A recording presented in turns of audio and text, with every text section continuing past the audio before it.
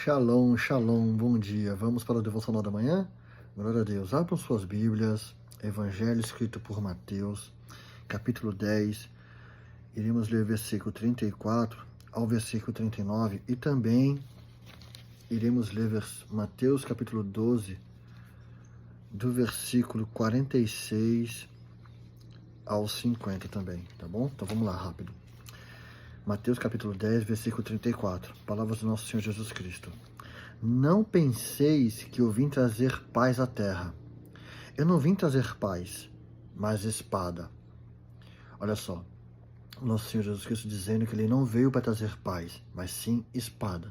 Esse termo, vim trazer espada, não quer dizer que ele veio trazer guerra. Espada é justiça, é o símbolo da justiça. Também em Efésios, a espada simboliza a palavra de Deus. Então ele veio trazer justiça através da palavra. Veio trazer libertação. Espada também era usada para libertação também. E no versículo 35 ele fala assim, porque eu vim por um homem em desacordo contra o seu pai, e a filha contra a sua mãe, e a nora contra a sogra. Agora ele diz que viu por divisão entre família, por desacordo. Por quê? Divisão na mente. Um vai estar pensando o contrário ao outro. Aí versículo 35, 36 ele diz, os inimigos de um homem serão da sua própria casa. Uau, os inimigos da sua própria casa serão de um homem serão da sua própria casa. Versículo 37.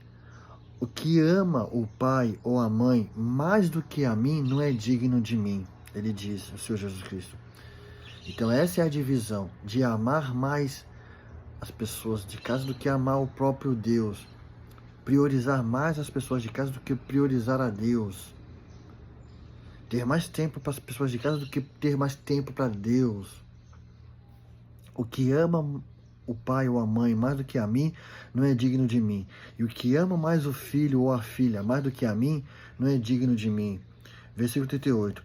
E o que não toma a sua cruz e segue-me após a mim, não é digno de mim. Olha só, ele está falando sobre prioridade, sobre priorizar a Deus.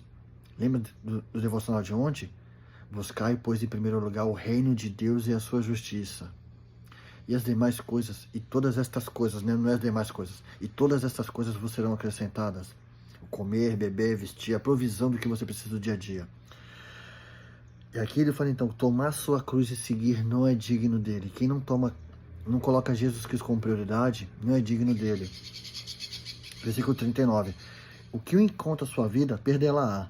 E o que perde a sua vida por causa de mim, encontrá-la-á.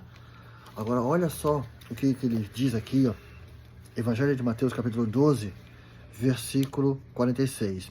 Enquanto ele falava à multidão, eis que a sua mãe e os seus irmãos estavam lá fora, desejando falar com ele. Então, alguns dos discípulos disseram, eis que a sua mãe e os teus irmãos estão lá fora e desejam falar contigo. Versículo 48, olha as palavras do nosso Senhor Jesus Cristo. Mas ele respondeu e disse aos que lhe falavam, quem é minha mãe? E quem são os meus irmãos? Versículo 49. E ele, estendendo as mãos em direção aos seus discípulos, disse, eis aqui a minha mãe e eis aqui os meus irmãos. Versículo 50. Porque qualquer que fizer a vontade do meu Pai que está no céu, este é o meu irmão, este é a minha mãe e minha irmã. Veja bem, Jesus Cristo está dizendo, todo aquele que dá prioridade para o reino de Deus, que dá prioridade para fazer a vontade de Deus, esse é meu irmão, porque ele estava falando da natureza celestial dele, da natureza divina dele. E todo aquele que vive de acordo com a natureza divina, tem filiação com o Pai, com Deus, tem fraternidade, irmandade com Cristo Jesus, nosso Senhor. Estão entendendo? Prioridade.